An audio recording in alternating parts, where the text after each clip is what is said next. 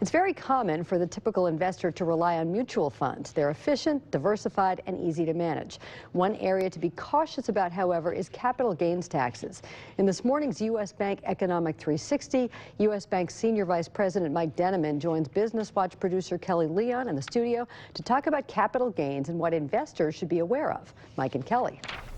Thanks, Peg. Hi, Mike. Good morning. So I have to start with the basics because I'm talking to my people out there. Start with what is a capital gain? Sure. And so in very simple terms, a capital gain derives from the difference between what you paid for an asset and what you eventually sell it for. If it went up in value, that's a capital gain.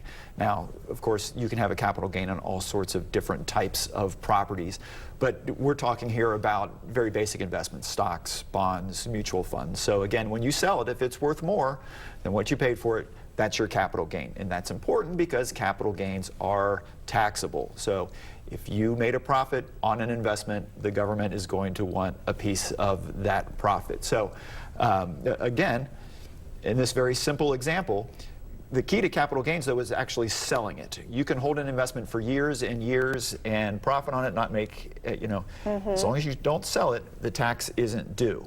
Okay. Except sometimes for mutual funds, which is what we're talking about today. Okay, so let's take it then that step further. What is Sure. it about mutual funds that makes it different? Right, so we're going to muddy the waters here just a little bit, okay? So in many ways, mutual funds are the same as these other investments in that if you sell it at a price higher than what you paid for it, that's a capital gain. It's going to be taxable just like a stock or a bond.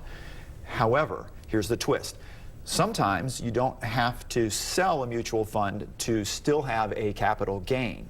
And here's how that works. The mutual fund investment managers, they're making buys and sells within the fund itself, will sometimes realize a capital gain. And if they do, that capital gain doesn't belong to the mutual fund, it belongs to the shareholders. The mutual fund doesn't pay the taxes, the shareholders do. So about this time every year, a mutual fund will look and see, did I realize any capital gains for this year? And if so, I'm going to pay that to the shareholder. Here's your share of that capital gain, but by the way, that's taxable. Okay, so speaking from the investor point of view, right.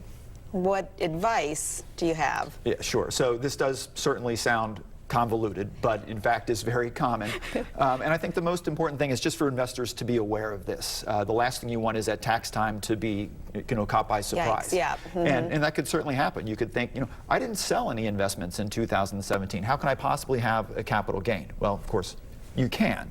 And so mutual fund companies the last few weeks, they'll start publishing this information.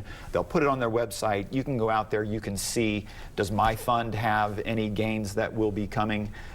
Many funds will not pay any, but again, it's been a pretty good year in the market, so we might anticipate that more gains will be coming this year than in a typical year. Very big caveat though. Yeah. Many of us, most of us even, own mutual funds in a retirement account, a 401k, an IRA. These are non-taxable accounts, so any capital gains that get distributed to those mutual funds will not be taxable. However, if you have mutual funds that you held outside of an investment retirement account, this could be an issue. So best bet, probably talk to your investment advisor, talk to your tax accountant. They'll help you to be able to navigate how this whole process works. Very important, especially this time of year. That's right. You don't want to, getting surprised with taxes is never a good thing. Yeah. Well, Mike, we appreciate you taking these topics and helping us make sense of them so we know what to do. I do what I can, Kelly. Thanks, Mike.